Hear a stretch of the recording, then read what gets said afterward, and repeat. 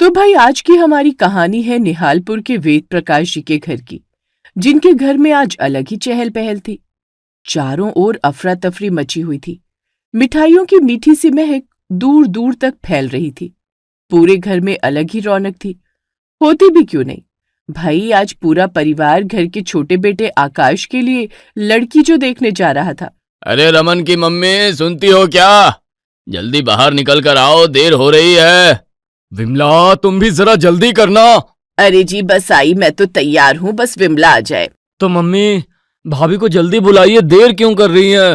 अरे तू चुप कर, इतना उतावलापन ठीक नहीं। तेरे पापा क्या सोचेंगे? तू गाड़ी में बैठ, मैं अभी बुलाती हूँ।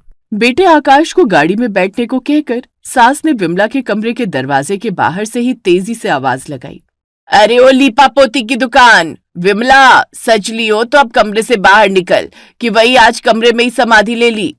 सास की आवाज सुनकर जल्दी से डार्क लिपस्टिक लगाते हुए विमला ने एक बार फिर आईना देखा और सर पर पल्लू डालते हुए बाहर आई। लो माँ जी, मैं आ गई। आ गई तो क्या तेरी आरती उतारूं? चल अब जल्दी से गाड़ी में बैठ, 4 घंटे से सज रही थी।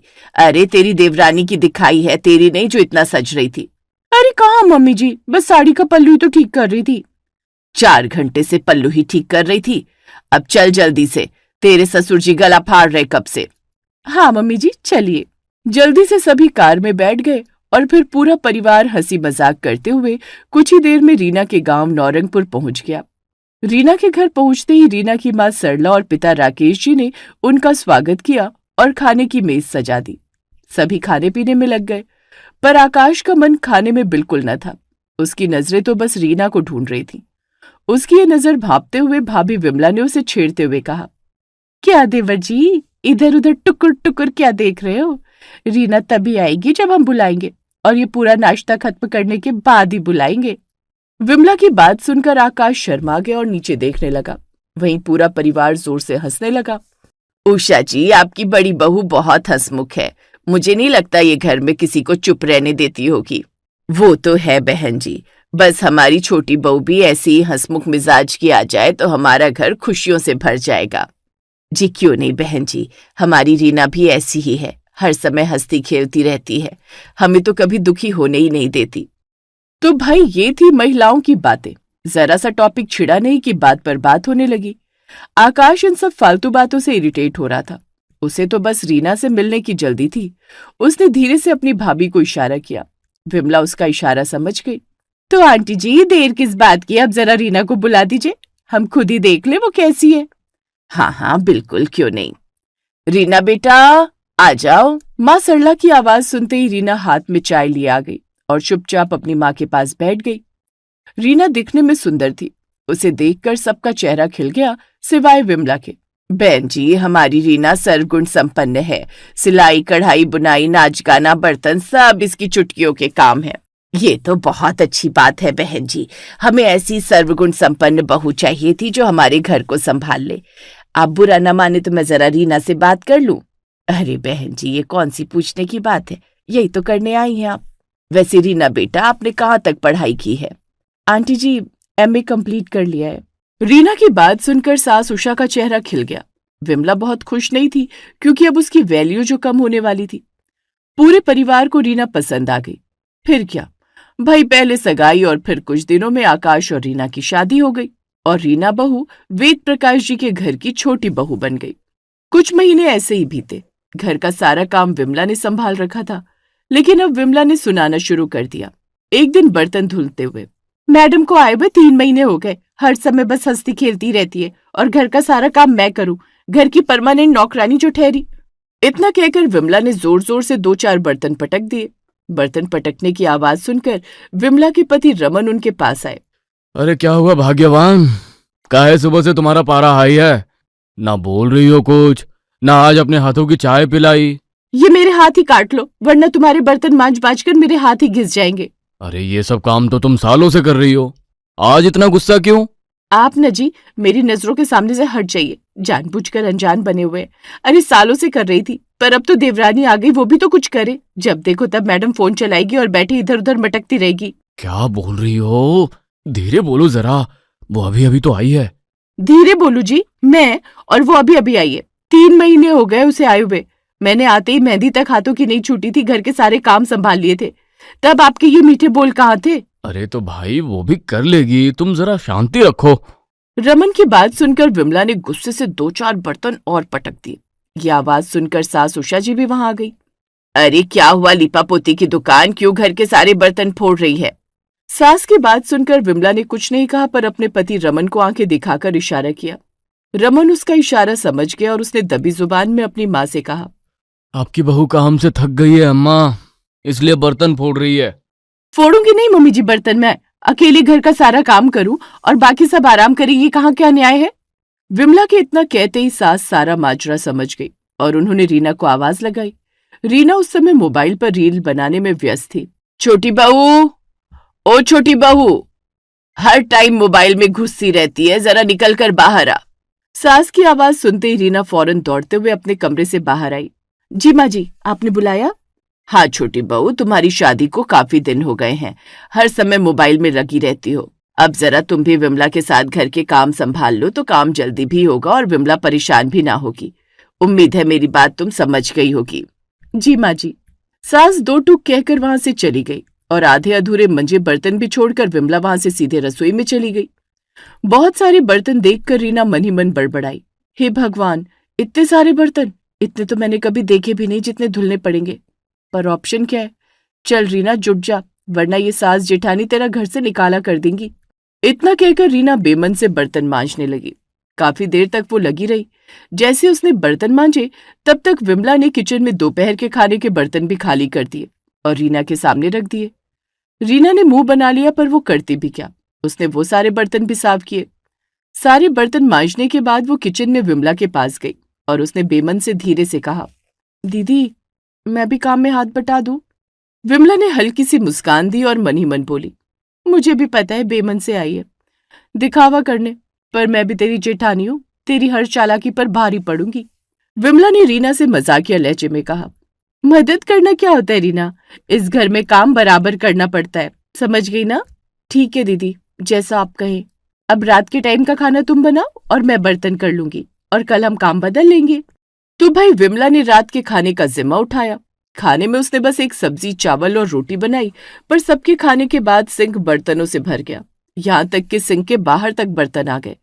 अब जैसे ही रीना बर्तन धुलने आई, इतने सारे बर्तन देखकर उसका दिमाग हिल गया। हे भगवान, अभी दोपहर में ही तो बर्तन मांजे थे, फिर से इतने सारे बर्तन। एक ही सब्जी बनी है, उसके भी 20-20 बर्तन कर दिए दीदी ने। इन सबको साफ करने में तो पूरी रात निकल जाएगी। इतने सारे बर्तन देखकर रीना का पारा हाई हो गया था। जैसे तैसे उसने बर्तन साफ किए। बर्तन साफ करते करते उसे काफी समय हो गया था। तभी उसकी जेठानी किसी काम से किचन में आ गई। रीना को अपना गुस्सा संभाला न गया। उसने विमला से गुस्से में कहा, दीदी अभी तो दोपहर में मैंने कितने सारे बर्तन साफ किए थे और अभी फिर से आपने इतने सारे इकट्ठे कर दिए, सिर्फ एक सब्जी के 20 बर्तन। तो भाई देवरानी के मुंह से ये सुनकर जेठानी विमला का ईगो हर्ट हो गया। उसने भी तपाक से रीना से कहा, पिछले 7 सालों से मैं अकेले ही सारे काम करती आ रही हूँ, तुम एक दिन में ही थक गई। तुम्हारी माँ तो कह रही थी कि तुम कामकाज में एकदम निपुण हो। रीना ने जेठानी की बात का जवाब देना जरूरी ना समझा और बर्तन पटकते हुए वहां से चली गई। अगले दिन देवरानी रीना की बारी आई खाना बनाने की। दीदी खाने में क्या बनेगा? वैसे तो कुछ भी बन जाता, पर तेरे जेठ जी ससुर जी दोपहर के खाने में 2 दाल, 2 सब्जी, रायता, चावल और एक मीठा जरूर खाते हैं, और हाँ साथ में सलाद में अचार और पापड़ भी। खाने की इतनी सारी डिशेस का नाम सुनकर रीना का मुंह बन गया। उसने दबी जुबान से कहा, दीदी कल तो आपने बस एक ही सब्जी बनाई थी, आज इतना सब कुछ क्यों? अरे ये क्या बात हुई, जरूरी है जो कल बना था आज भी वही बने? बड़ी आई, सब समझती हूँ मैं, जानबूझकर मेरे ऊपर ढेर सारा काम डाल देती है ताकि मैं परेशान रहूं, और जब खुद को बनाना हो तो एक सब्जी में निपटा देती है। रीना को गुस्सा तो बहुत आया, पर मन ही मन बड़बड़ाते हुए वो किचन में चली गई और गुस्से में खाना बनाने लगी। उसने दाल और सब्जी 2 अलग अलग बर्तनों में चढ़ा दिए। ये देखकर विमला ने रीना से कहा, अरे रीना ये क्या कर रही हो, इतने सारे बर्तन खराब करने की क्या जरूरत है? जब दाल पक जाए तब इसी कुकर को धोकर इसमें सब्जी बना लेना, पर इसमें तो बहुत टाइम लगेगा। अरे लगेगा तो लगने दो, तुम्हें कौन सा ऑफिस जाना है, आराम से बन जाएगा। इतना कहकर विमला तो चलती बनी और रीना दोपहर 3 बजे तक सारा खाना बनाने में लगी रही। रसोई में खड़े खड़े उसकी कमर टूट गई। खैर सबने खाना खाया। उसके बाद लिमिटेड बर्तन हुए, जिसे धोकर विमला जल्दी से फ्री हो गई। अब रात का खाना विमला को बनाना था। उसने पनीर की सब्जी बनाई, पर अलग कढ़ाई में ग्रेवी, अलग कढ़ाई में पनीर भुना। ऐसा करके उसने बहुत से बर्तन इकट्ठा कर दिए। रात के खाने के बाद फिर से दीदी ने इतने सारे बर्तन इकट्ठा कर दिए। जानबूझकर करती हैं ये।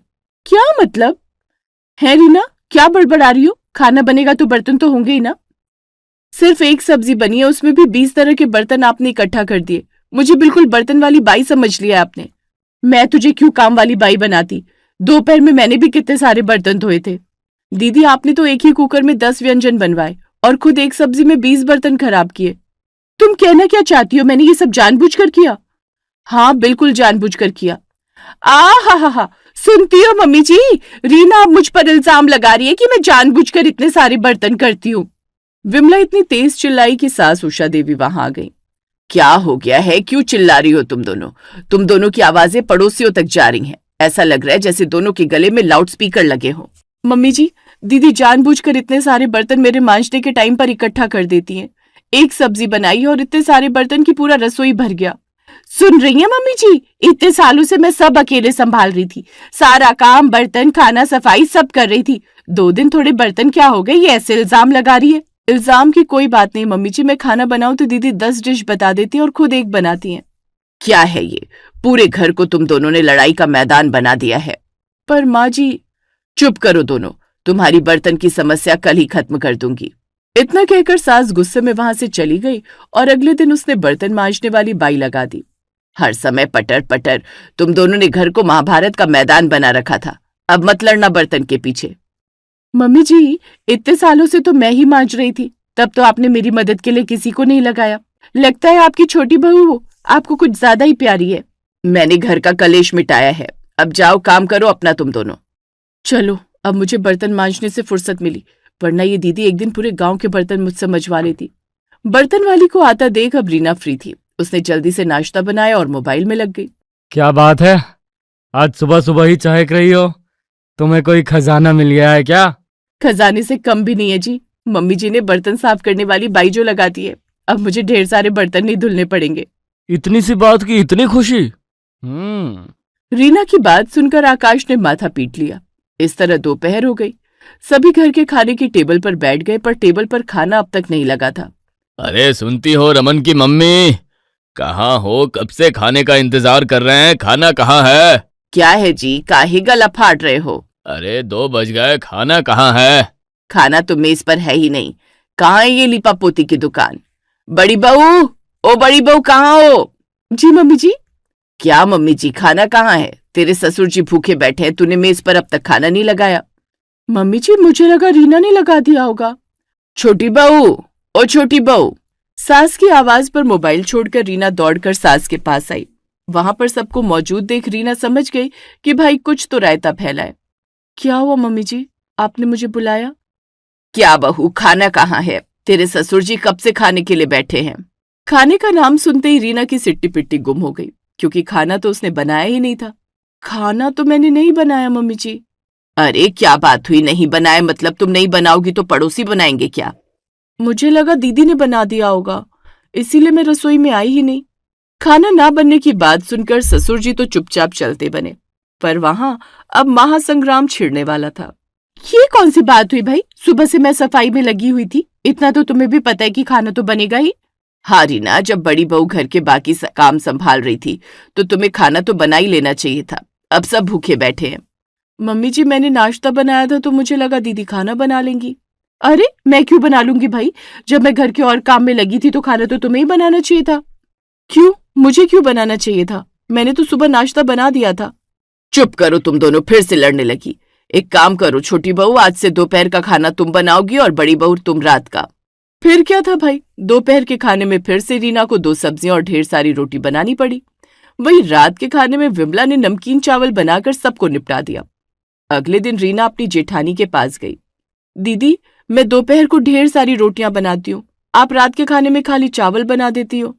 ये लो भाई, काम की न काज की, दुश्मन अनाज की, यही सुनना बाकी रह गया था। तुम्हारे जेठ जी रात का खाना हल्का ही खाते हैं और तुम्हें यहाँ भी बहस करनी है। तो दीदी मैं बना लूंगी रात का खाना। तो बनाओ, किसने रोका। रात को रीना रसोई में खाना बनाने गई, तभी जेठानी ने आकर कहा, आज रात के खाने में पूरी सब्जी और खीर बनेगी। पर आप तो सिर्फ चावल बनाती थी। अरे क्या बात हुई, तुम्हारे जेठ जी पापा जी हर रविवार पूरी खाते हैं। ये कौन सी बात हुई, पिछले रविवार तो नहीं बनी थी पूरी सब्जी, सबने मूंग दाल की खिचड़ी खाई थी। ये लो, ये क्या बात हुई भाई, पिछले रविवार मम्मी जी का पेट खराब था इसलिए खिचड़ी बनी थी। अब ये मत कहना कि मैंने उनका पेट खराब कर दिया था। तो आज मेरा पेट खराब है, मैं खिचड़ी बनाऊंगी। बिल्कुल बना लो, बस बाकी सबके लिए पूरी सब्जी बना लेना। नहीं, मैं नहीं बनाऊंगी।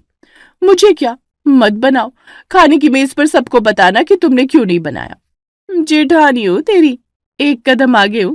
तू डाल डाल तो मैं पात पात, तू पात पात तो मैं हवा में उड़ जाऊंगी, तू हवा में उड़ी तो मैं तेरे पर काट दूंगी बेटा। मैं सब समझती हूँ, ये सब कुछ जानबूझकर करती हो आप, ताकि मुझे ज्यादा काम करना पड़े।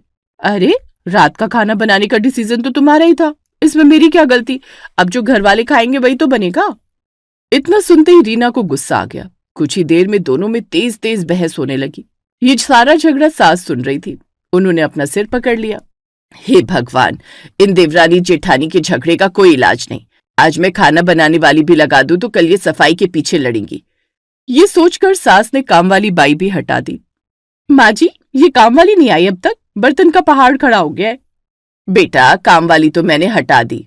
अरे माँ जी, आपको पता है ना, बर्तन की वजह से फिर से घर में कलेश होता है। बेटा, कलेश तो घर में अभी भी हो रहा है। अब तुम लड़ो भिड़ो या एक दूसरे का मुंह नोच लो, मुझे तीनों वक्त का खाना भी समय पर चाहिए और घर भी चकाचक रहना चाहिए। दोनों को बात समझ में आ गई। सास की बात सुनकर अब दोनों बहुओं का मुंह लटक गया था। बेटा, दो बिल्लियों की लड़ाई में हमेशा बंदर बाजी मार लेता है। अभी तुम दोनों के साथ भी वही हुआ।